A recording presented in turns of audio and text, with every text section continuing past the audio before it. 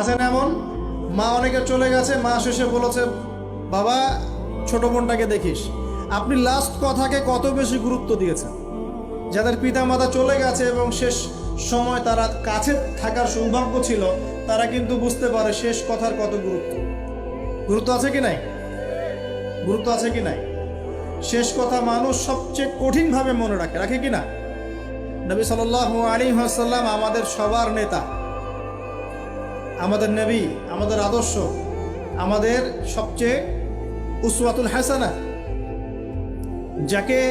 যাকে আল্লাহ পাক এই পুরো রাহমাতুল লিল আলামিন হিসেবে সৃষ্টি করেছেন।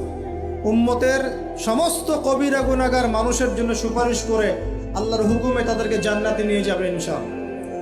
সবাই যখন নিজেকে নিয়ে ব্যস্ত থাকবে, তিনি তখন উম্মতকে নিয়ে ব্যস্ত থাকবেন ইনশাআল্লাহ। একটা হাদিসে তিনি উম্মতকে ভাইও বলে সম্বোধন করেছেন।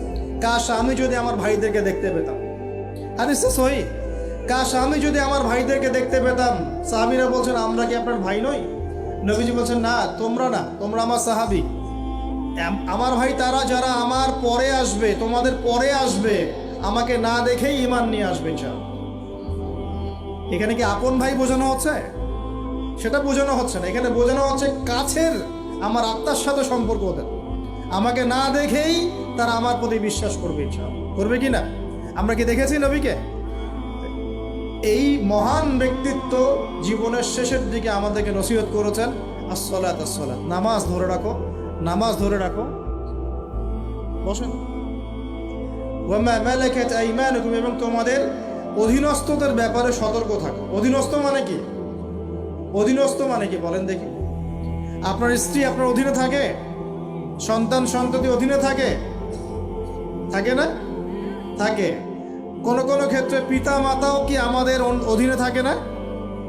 মানে আমরা আর্ন করতে পারি, পিতা মাতা আর্ন করতে পারে না, উপার্জন করতে পারে না। পিতা মাতাকে চালানো লাগে না আপনাদেরকে অনেক সময়, হয় কি না? অধীনস্থ মানে আপনার আন্ডারে যে মানুষরা আছে, এই মানুষদের ব্যাপারে, তাদের হকের ব্যাপারে সতর্ক থাকবে। কে বলেছেন এটা? আচ্ছা, এখান থেকে নামাজের গুরুত্ব বুঝতে পারলাম কি? যুব সমাজের সলিউশন 1 নাম্বার, 5 ওয়াক্ত নামাজ জামাতে পড়ার চেষ্টা করবেন। আল্লাহ পাক তৌফিক এনায়েত করুন, বলে আমিন।